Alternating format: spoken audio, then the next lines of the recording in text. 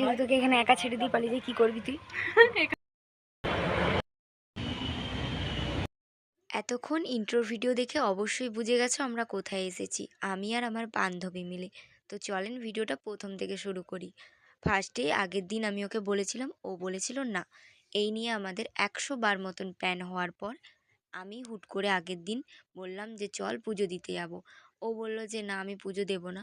তো আমি ভাবলাম যে চল তুই আমার সাথেই চল, আমি দেবো তুই আমার সাথে থাকবি। এই ভাবা সেই কাজ। আসলে প্ল্যান করলে না কখনো বন্ধুদের সাথে বেরোনো যায় না। প্ল্যান বিহীন বেরোবে, দেখবে ঠিক যাওয়া হয়ে যাবে। এই তো ওকে বললাম যে তুই ভাই ক্যামেরাটা একটু ধরবি। আর ও এত ক্যামেরাটা নাড়াচ্ছে ভগবানই জানে।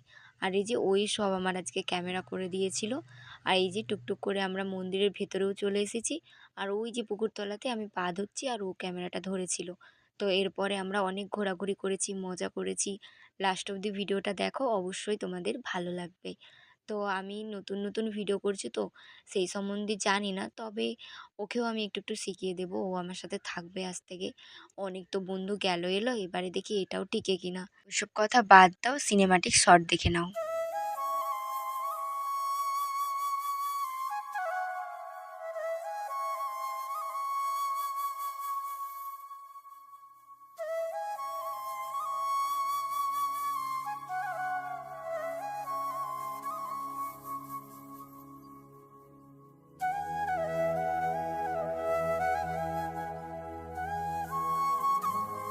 তো এতক্ষণ সিনেম্যাটিক শটে দেখলে, তারপরে এই যে আমি বাবুনের কাছে পুজো দিলাম। আর দাদুটা সত্যিই ভালো, আমি অনেকবার এসেছি তো দাদু আমাকে চিনে গেছে। আর মায়ের কাছে এলে না সত্যি বলতে মনটা পুরো হালকা হয়ে যায়, সব কথা বলতে ইচ্ছা করে। কিন্তু আমি জানি না কেন এখানে গেলে একটু নার্ভাস কাজ করে। আমার সত্যি খুব ভালো লাগে পুজো দিতে, সত্যি বলতে পুরো মন ভরে যায় আর কি।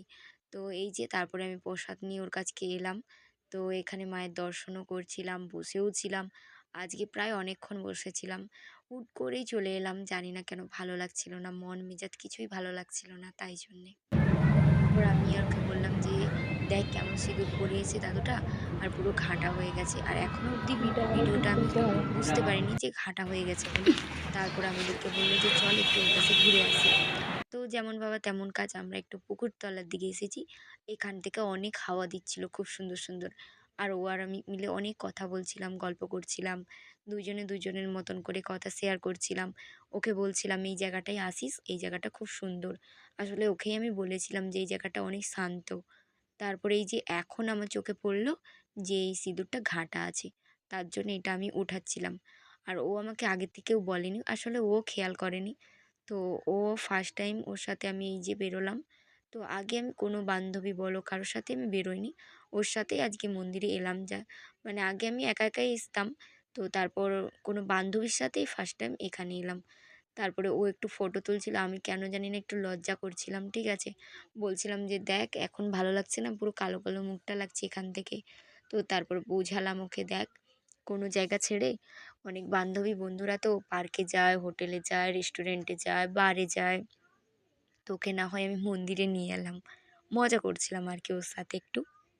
পর আমি এখানে এত গরম লাগছিল কি বলবো। আজকের ওয়েদারটাও কিন্তু একদম মানে ভ্যাপসা টাইপের গরম, ভালোও লাগছিল না। তবুও বান্ধবীর সাথে আছি, একটু তো মজা করতেই হবে। আজকে আমি ঘর থেকেই ভেবে এসেছিলাম যে আমি ভিডিও করব, মজা করব। সত্যি কথা বলতে অনেক তো হলো এই ঘরের ভিতরে দেখুন বলো, এবারে তো একটু বাইরে বেরোতে হবে তাই না। আমার সত্যি বলতে কোথাও যেতে ভাল লাগে না, আমাকে একটু মন্দির নিয়ে যাবে, আবাস একটু মানে আশেপাশে একটু ঠান্ডা হাওয়া থাকবে, এরকম কোনো জায়গাতে নিয়ে গেলে না আমার খুব ভাল লাগে। তারপর হুট করে বলল কে যেন যে বাইরে যেতে। আমি বললাম যে কে মন্দিরে কোথায় চাবি বাবুনটা তো লাগবে? আছে। বাবুন তো আছে, তাহলে এখন তারপরেও চাবি বললো লাগবে যে কেন? কী করে নিয়ে যায়। ও বলছে না বললো তো বাইরে বেরোতে, তার জন্য এই জন্য আমি আমার মুখটা এরকম লাগছিল আর কি। তারপরে ওকে বললাম যে চল এগুলো একটু ভিডিও নিয়ে যাক। ও বলছে এত রোদে রোদে ঘোরা আমাকে একদম ভালো লাগছে না। ওর সাথে তো একটা একটা তুমুল ঝগড়া টাইপের হয়ে গেল। তারপরে ও এদিকে গেল, আমি এদিকে গেলাম। আসলে তুই আমার ওদিক দিয়ে ভিডিও যা। করতে খুব ভাল লাগে। যেই জায়গায় যাই না কেন সেই জায়গায় মনে হয় একটু ভিডিও আবে করে রাখলে আমি ঘুরতে পরে এসছো, দেখতে ঘুরবি না কি পারবো। করবি? আমার মেন উদ্দেশ্য হচ্ছে আমি পরে দেখার জন্য।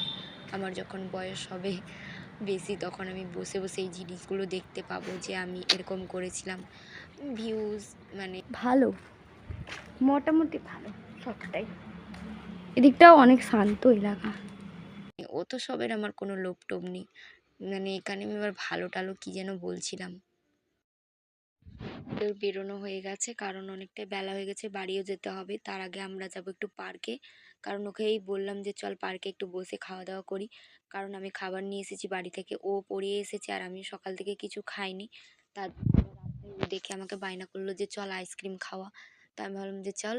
মানিব্যাগটা কিন্তু অবভিয়াসলি আমি খাইয়েছি, ঠিক আছে? ভিডিওটা দেখলে বলে দিস তুই, এবার থেকে তুই খাওয়াবি কিন্তু, মেরে হাড়গোড় ভেঙে দেবো।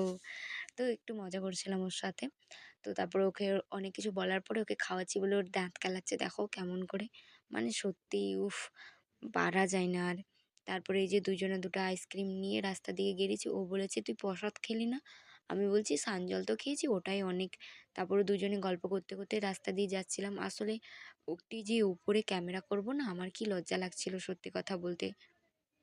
কোনো জিনিস নিয়ে আমাদের সেই বাজার এরকম করে না, এরকম করে আবার আইসক্রিম এরকম করে না শর্ট ভিডিওতে।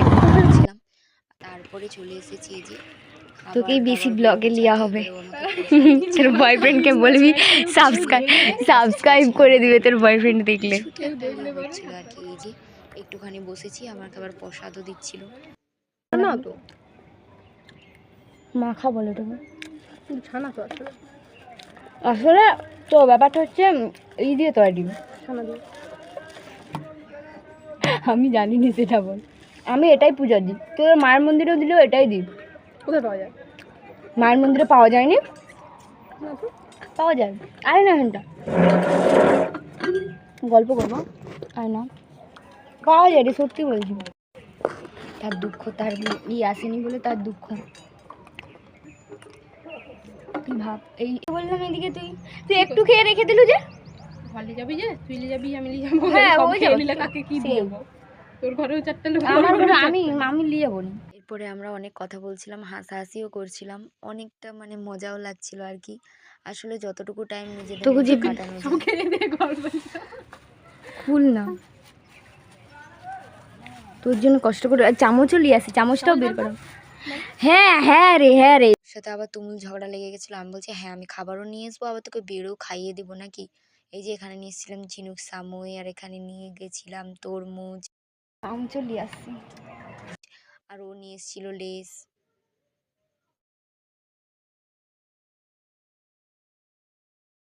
তারপর দেখলে কিছু বিষয় নিয়ে আমরা হাসাহাসি করছিলাম। এরপর আমি ওকে বলছিলাম যে তুই খা।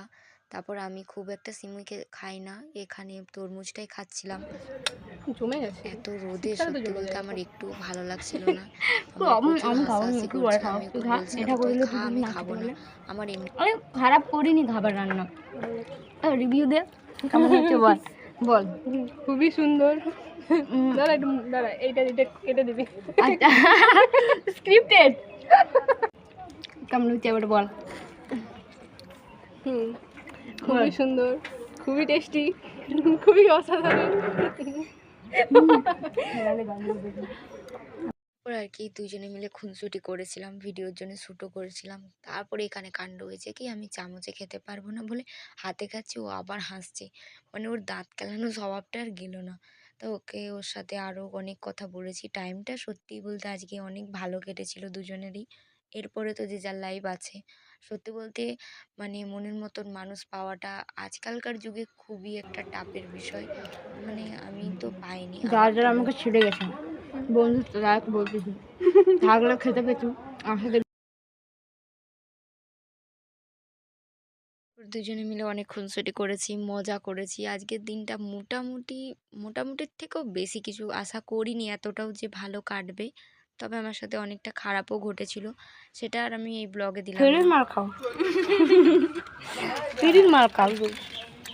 এই যাবো ঘুরে বসি, এগুলো স্মৃতি হিসাবে রয়ে যাবে যখন তোর সাথে আমার ব্রেকআপ হয়ে যাবে, বা অন্য কাউকে ফেসবুকে যখন সে আমার যারা ছেড়ে চলে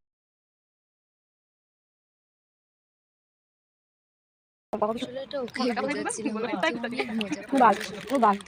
এখানে তো আজকের কথা একা গেলে তো ঠিক আছে, ঠিক আছে বলে আমরা যাচ্ছিলাম, আমরা বুঝবো। যদিও এখন ভুলে তো দেখি গেছি কিন্তু কারণ তোরা যে ওরা যে ভিডিওটা আমার ভালো এডিট হয়ে করছি কি 2 দিন একটা কথা পরে। বলি। তো এডিট করতে করতে আমরা দুজনে কিন্তু অনেক খাসনি, কথা আমি বলে শুধু খেয়েই ফেলেছি। যাই। আমাকে ভালো লাগে না, বললাম এডিট খা করতে খা, না, আমি এটা অনেক এটা কথা কোনো সেখানে কিছু না, বসে আমাকে পড়েছি। ভালো লাগে না সত্যি প্রচুর ভালো লাগছিল না রোদে, কেমন আর যেন ভালো পিত্তি পড়ে লাগছিল গেছে না। না ওই খেয়ে। দেখো ফোনটা ধরে রাখছি তো ফোনটাও অনেক ভারী, তো আমার ফোনটা একটু ভারী আর কি। তো তারপরে এই যে ও মালটা খেতেই আছে, সব সময় খেতেই আছে। যদি তোকে এখানে একা ছেড়ে দিয়ে পালিয়ে যায় কী করবি তুই? এখানেই বসে থাকবো। তুই বসে থাকবি আর তোকে কে নিয়ে যাবে? যেমন যতক্ষণ খোলা থাকবে ততক্ষণ এখানেই থাকবো। বন্ধ হয়ে গেলে কী করবি? গেটের বাইরে বসে থাকবো। কে নিয়ে যাবে তাহলে? তোর বাবা মা কি বলবে যে পূজার সাথে আসছিলিস আর ঘর নিয়ে যায়নি? তোর নামে কেস করে দিবে।